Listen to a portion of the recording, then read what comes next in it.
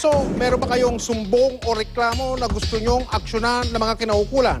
Pwede nyo pong ilapit yan sa ating sumbungan ng bayan. Ang buwan naman ng sumbong sa atin, isang training center na hindi na nga lisensyado, nakakuha pang mag-recruit kahit bawan.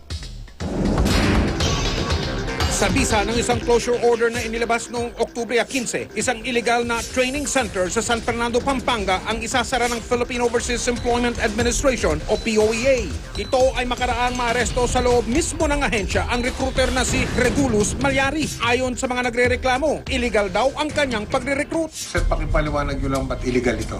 Training center po siya, hindi po siya recruitment agency. So, wala siyang license from the POEA to conduct recruitment. Paano nyo po nahuli yung suspect? Iniiwan po niya yung mga biktima niya doon sa lobby namin sa POEA.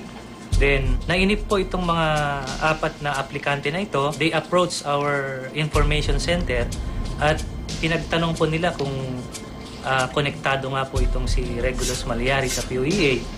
Pero napag-alaman po nila na hindi po pala ito konektado. Ang target ng operasyon, ang RRR Training Center na hindi lisensyado ng POEA at walang job order mag-recruit ng mga factory worker para sa South Korea at Japan. Kasama mga kinatawan ng POEA, tumulak na ang grupo sa San Fernando.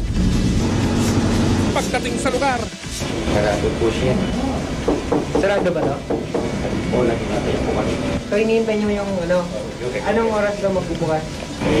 Sabi po, ang bilin po kanina, 9. Pero ano po, alam niyo po ba na nahuli na po yung may-ari nito? Nahuli na po yung asawa, yung actually may-ari dito, si Malyari.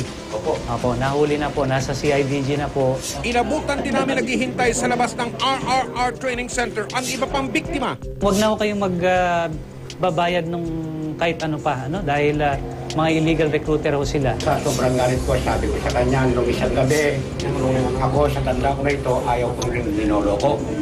Unang-una, yung pera hiniram namin. Ang bawat aplikante, hininga naman na mahigit 10 hanggang 50,000 piso ni Malyari. Ang 3 anak at 2 apo ni Lola Leonora Salonga, halos 200,000 piso ang naibigay sa suspect. Laki yung perang inano namin.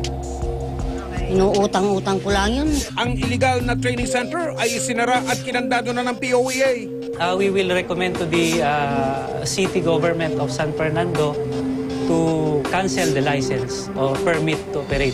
Tumangging humarap sa kamera si Malyari. Naharap siya sa kasong large-scale estafa at illegal recruitment. Huwag po kayong mananahimik o magdadalawang isip kung may alam kayong katiwalian ng reklamo. Ipaalam nyo sa sumbungan ng bayan. Dahil ang inyong sumbong, asahan ninyong mabibigyan ng aksyon. Sa mga tiwali dyan, sa mga kawatan, sa mga mapagsamantala, ito ang tandaan ninyo. Hindi namin kayo tatantanan.